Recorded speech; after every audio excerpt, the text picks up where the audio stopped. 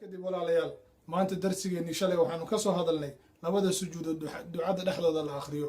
maanta waxaanu ka hadli doonaa ataxiyaadka walaalayaal sidaad ogtihiin qaabab kala duwan ayaa nabi maxamed calayhi salaatu wasalaam looga soo wariyey ilaa 6 qaab ayaa la sheegaa ama 6 nooc oo kala duwan.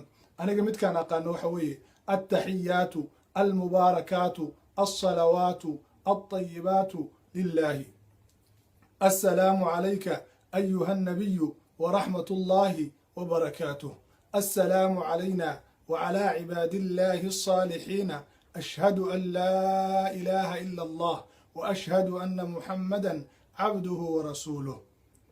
انت سيال أورانيا مركا أتحياتك آخرين هي سيدنا وحفي عن لبارين بواتصوبين كرتا إنا أتفرت دقاجسيد بلوغا أتحياتك التحيات مركا ساو بلوغا إلا كده مينيسيد أما أتفرت تاغتيد أنيقو بلوغا بانتاكتا إلا أن كده مينينو يتاغنتاي nabi maxamed calayhi salaatu wasalaamna ka sugnaatay. marka intaa dhamaysid waxaa laga rabaa inaad nabi maxamed calayhi salaatu wasalaam ku sallitid. waad ogtihiin salaada laba ataxiyaadka hore iyo ataxiyaadka dambeba dadku way kala qaadaan, laakiin sida saxda ah nabi maxamed calayhi salaatu wasalaam muusan kala qaadin. waxaa laga rabaa nabi maxamed inaad ku sallidid ataxiyaadka hore iyo ataxiyaadka dambeba. haddaba siday ugu sallinaysaa sidoo kale siiqooyin kala duwan oo fara badan ayaa nabi maxamed calayhi salaatu wasalaam ka soo arooray, laakiin kan ayaan kuu sheegayaa. haddaad mid kale taqaanidna dhib ma lahan waad akhrisan kartaa. waxaa la leedahay allahuma salli calaa muxamed wacalaa aali muxamed kamaa sallayta calaa ibraahiima wacalaa aali ibraahiima inaka xamiidun majiid.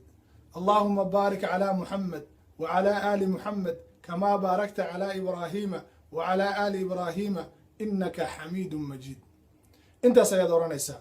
intaa kadib waxaa laga rabaa inaa ilaahi subxaanahu wa tacaala afar ka magan geshid oo aad tiraahdid allahuma inii acuudu bika min cadaabi alqabri ومن عذاب جهنم ومن فتنة المحيا والممات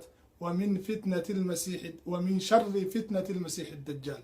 أفرت النبي محمد عليه الصلاة والسلام ولا يلوح يرهد إله لكمان قالوا علماء قاروا وحين كنت إنه واجب تهي التحيات كدنبه إن أفرت إله سبحانه وتعالى لكمان قالوا سلف كقارن وحلقة سو نقليه قف كان آخرين وحيدي جرين صلاة هذا كسوعلي حتى ولا يلسي صلاة هذا بدبادو كد لنا دعاء صلاة مادو.